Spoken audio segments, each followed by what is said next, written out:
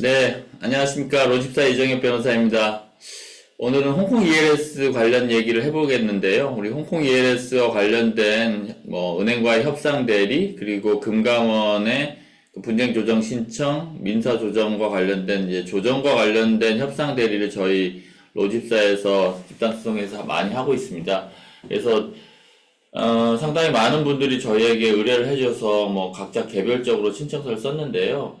지금 두 가지 흐름이 있는 것 같습니다. 한쪽에서는 5대 금융지주에서 5,000명 이상이 그 협상에 돌입을 해서, 그리고 협상이 타결돼서 지급을 완료했다, 피해 회복에 대해 완료했다는 기사가 있고요. 또 반면에 이제 다른 쪽으로는 그 전액 배상 혹은 거의 80% 이상의 배상을 원하는 피해자들이 그 집단 소송을 준비하고 있다, 이렇게 두 가지가 큰 이슈가 되고 있는 것 같습니다.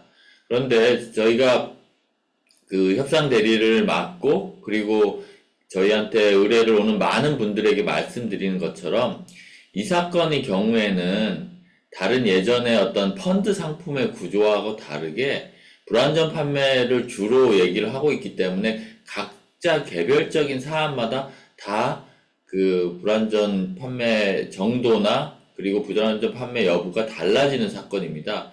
그냥 홍콩 H지수 펀드만 홍콩 H지수를 그 파생상품의 기초자산으로 편입했다는 이유만 가지고 모두 이 사건과 같은 그 ELS 구매가 모두 취소할 수 있다거나 아니면 전액 배상을 받을 수 있다는 것은 기본적으로 금융상품의 어떤 근간을 해치는 행위라서 사실은 인정받기 어려울 것 같습니다. 그래서 집단소송 같은 경우에는 동일한 사실관계에 있어서 같은 판단을 이제 법원에서 같은 하나의 판단을 하면 그 판단이 그 집단소송하는 모든 사람들에게 동일하게 적용돼서 추가적인 판단을 할 필요가 없는 경우에 그 의미가 있을 것 같은데요. 다수의 이 사건의 경우에는 한 사람 한 사람당 어떤 은행에서 어떤 판매처에 대해서 어떤 설명을 듣고 어떤 식으로 투자 성향 분석을 하고 한 것들을 각자 개별적으로 판단해야 됩니다. 저희가 신청서에서 저희에게 의뢰해 주신 많은 분들에 대해서 다 개별적으로 한 명 한 명 다 신청서를 작성하고 있거든요. 근데 이거를 한꺼번에 몇백 명이 그 원고가 돼서 그 신청을 한다? 저는 이제 불가능하다고 보이고, 그렇게 혹시 가능하다라고 하면, 아까 말씀드린 대로, 홍콩 H지수를 기초자산으로 하는 경우는 무조건 이제 계약이 취소가 돼야 되거나 아니면 무효가 되는 경우에 한해서만 그게 가능할 텐데, 그게 아니라는 거에 대해서는 모두 조금만 생각해 보시면 알 수 있을 것 같습니다. 그래서 이제 집단소송과 관련돼서는 좀 더 생각을 해보시면 좋을 것 같고요.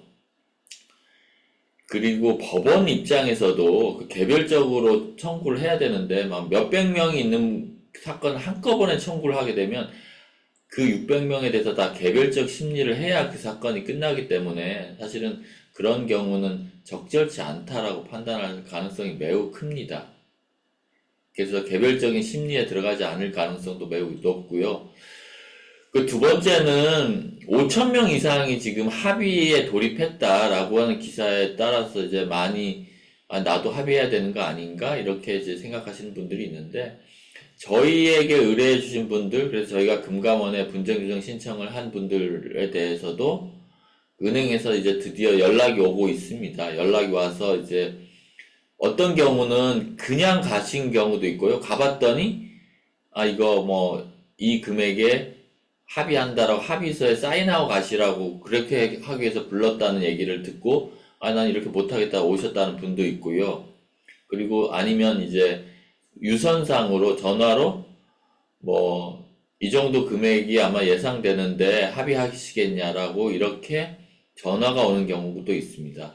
그래서 이게 각각의 의뢰인들 한해서는 되게 큰 금액임에도 불구하고 어떤 충분한 시간을 들여서 자신의 이 사건 ELS를 구매하게 된 이유라든지 사정, 그리고 금감원에서 말한 여러 가지 피해 요소들에 대해서 충분히 은행과 판매처와 얘기할 수 있는 기회가 보장되지 않은 상태에서 지금 합의를 많이 좀 요구하고 있고, 뭐 합의가 안 되면 뭐 법원으로 갈 수밖에 없다는 식으로 이제 하고 있어서 좀 안타까운 마음이 듭니다. 사실 은행이야말로 돈이 많고 또 시간도 충분하기 때문에 법적 다툼이 되는 경우에 은행은 뭐 사실은 큰 피해를 본다고 보기는 어렵고요. 다만 이제 상대방인 고객들의 경우에는 증거도 불충분하고, 그리고 뭐 금액이 크기 때문에 인지대라든지 소송 비용도 많이 드는 상황에서 과연 뭐 소송까지 나아가야 되나라는 그런 고민을 많이 하고 있는 것 같습니다. 그래서 은행 제시 금액은 마음에 안 드는데 그렇다고 해서 소송을 바로 하기도 어려운 경우, 이런 경우가 지금 현재 상태라고 하는데요. 이런 경우일수록 원래 금융소비자보호법의 취지에 따라서 지금까지는 제대로 많이 하지 않았던 금감원의 분쟁조정위원회를 좀 활성화시켜서 충분히 객관적인 분쟁조정심의위원 앞에서 고객들과 은행 판매자 담당자 각자의 주장을 얘기하고 금감원의 분쟁조정심의위원회에서 적절한 정도의 금액을 결정해주는 이 분쟁조정 절차가 꼭 필요하다라고 생각을 하고 있습니다. 저희는 로집사에선 이 분쟁조정 신청과 관련된 협상 대리를 하고 있으니까요. 이 채널 보시는 분들은 많이 참여해 주시면 감사하겠습니다. 네, 감사합니다.